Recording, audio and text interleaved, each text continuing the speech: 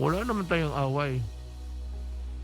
At yung hayaan lang ninyo yung mga mangingisda kasi ang tao kumakain.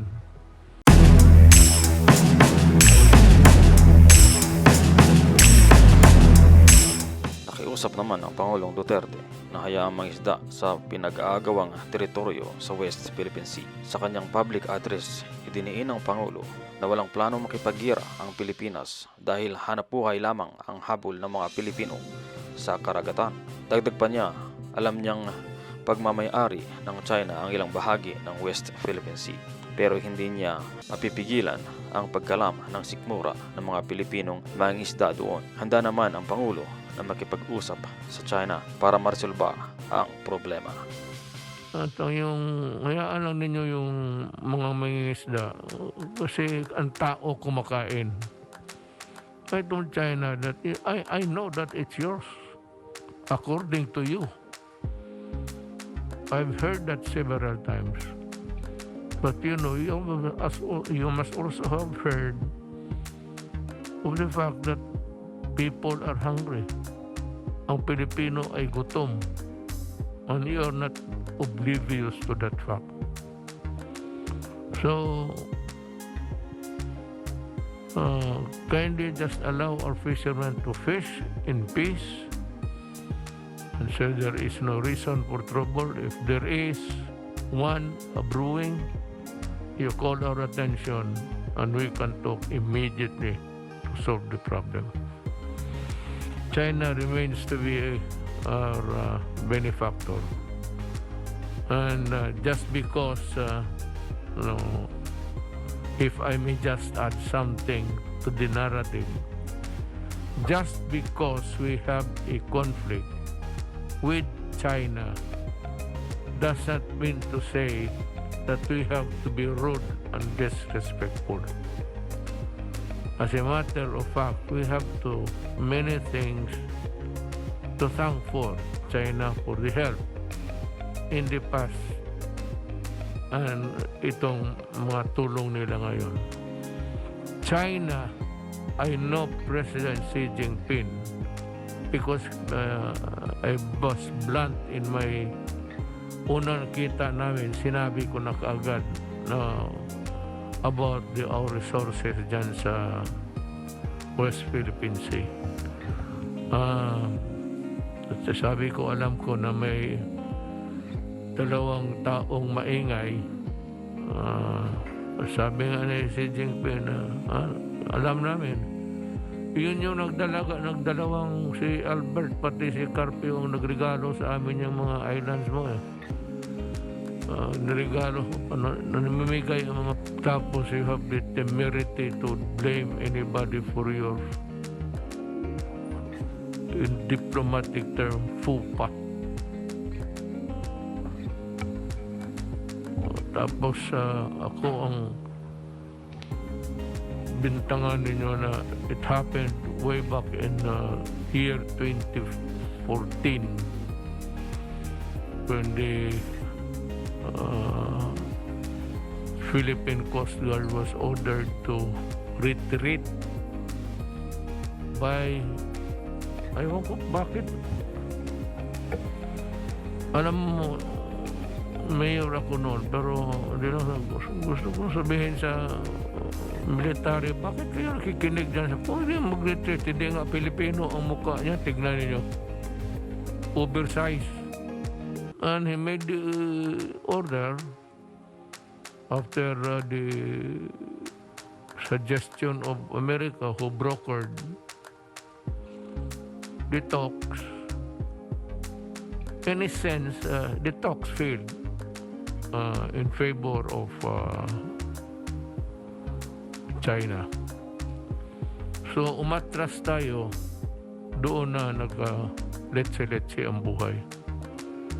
Ngayon pagdating ko, nandyan na yung barko, yung mga ulol, yung dalawa. Ako na ang pagbibintangan kasi I am not asserting enough. Ano pa ba ang pinaka? Puro matay abogado siguro. What would be the best evidence really to fight for and die for? If you have the piece of paper and say, I'm going to die, I'm going to fight for my life, for my property, and for my happiness, ipag-away ko to. Bakit hindi nyo ginawa? Huwag ninyo i-cut yan. Tanungin mo ka, bakit pina-atras ninyo? Hindi kayo nagpadala doon at nagkagera na sana tayo noon, tapos na sana kayong dalawa.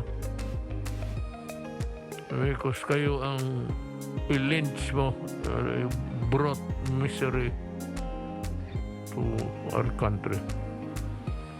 Ngayon na history is being made, recorded every day. You want yourselves to free from any liability.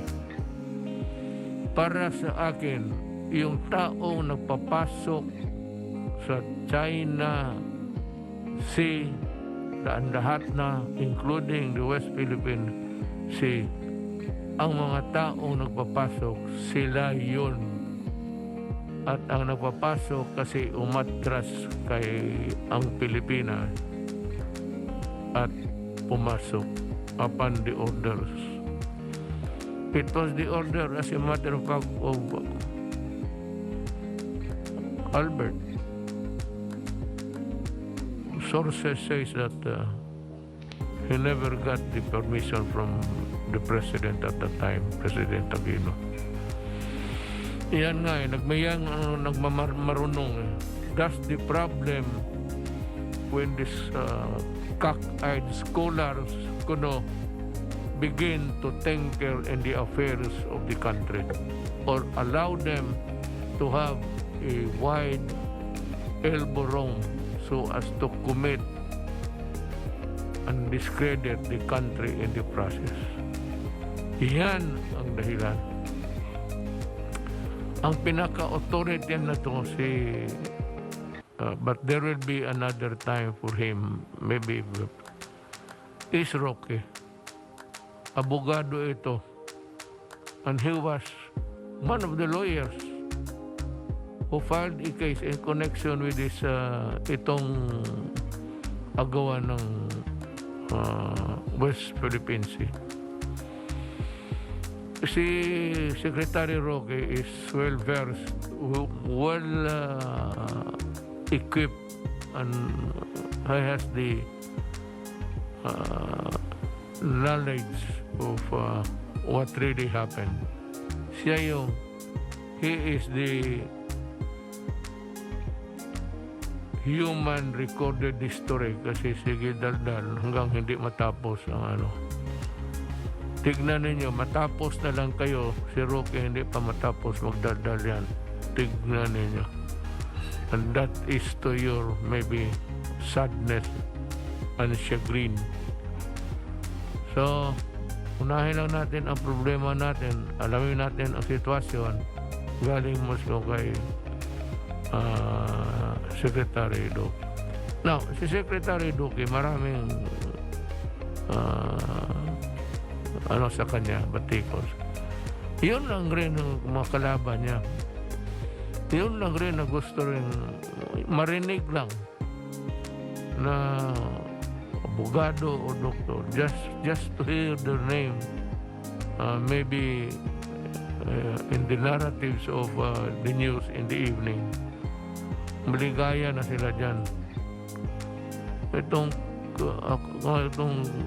Albert na ito, ako pa ang sinisisi. Makita kita, suntukin kita eh.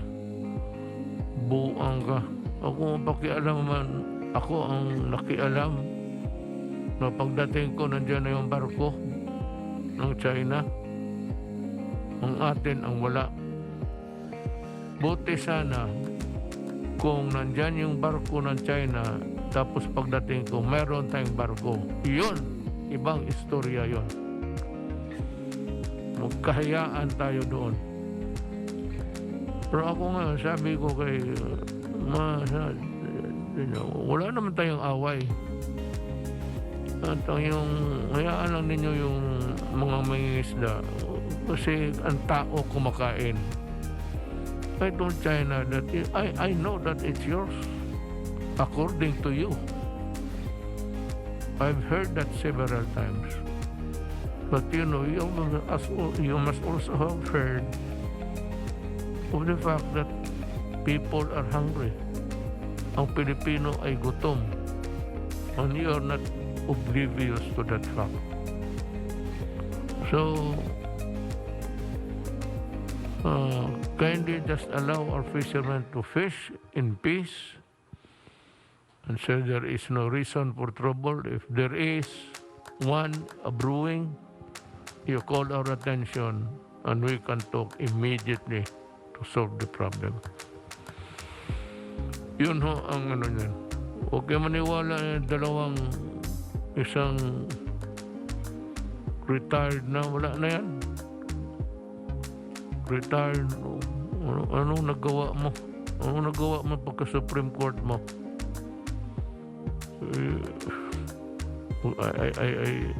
I want to say something pero ayaw kung it might degrade into something. Kaya hintuan mo na pang pagyayabang ninyo. Mga insultong ako, kayo yun, ako alam mo ano talagang problema? Putang ina, wala kayong bayag. Yan ang totoo. Nasa gobyernong ito, kung presidente ka, kung hindi ka marunong pumatay, hindi ka marunong mamatay, hindi walang pag-asa saan ka magtago. Every time there's a conflict, you mean to say, you will hide? Kayo nag-stand up doon. Ang aking armed forces, ng inyong armed forces rin, were ready to die for their country. Kayo yung mga walang bayag sa opisina, puro papel ang inahawakan, wala namang aksyon na pupunta. May baha dito, may problema dito, may sunog, landslide. Inyo, newspaper lang, pati yung mga kaso. Ewan ko kung ilang kaso na hinausyaw ninyo. Ito si Albert, sumipot lang ito. Pretending, you know, Albert is pretending to be in public. Noong ko pa nahalata yan. He acts like with finesse. Sinasadya niya, parang a diplomat of the making of the century. Alam mo, sa totoo lang, hindi ako nimala. Una, hindi ka Pilipino. Hindi yung Pilipino yung mukha mo. Hindi maniwala sa'yo. Bakit kita kunin, ano? I don't even think that kita mo nga yung, ano mo, resident certificate mo kung Pilipino ka ba? Ito si Carpio, tumaba na ng gusto. Walang ginawa kung hindi magdadaan, tumahimik ka nga ang putang ina mo. Ritse ka. Tapos madagdada ako, nagamura. Bakit? Ganun naman talaga ako. And there is one thing fundamental that you said, I never in my campaign as president promised the people that I would retake the West Philippine Sea. I did not promise that I would pressure China. I never mentioned about China and the Philippines in my campaign because that was a very serious matter. You need to have a diplomatic tokatis dyan. Hindi ako dyan. Nandiyan sa ating foreign affairs. Trabaho nila yan. I never, you pretended to work on it. Ako wala. Kasi wala naman akong, I never promised anything. Just because I'm president, gusto ninyo magpag-away ako. Walang question yan. Baski ngayon. Meron tayong barko dyan ngayon sa ano. Sabi ko, stay put kayo. O sige, yan na. Pagdating ng panahon, marami kayong daldal. Maghanda kayo magpagkamatay.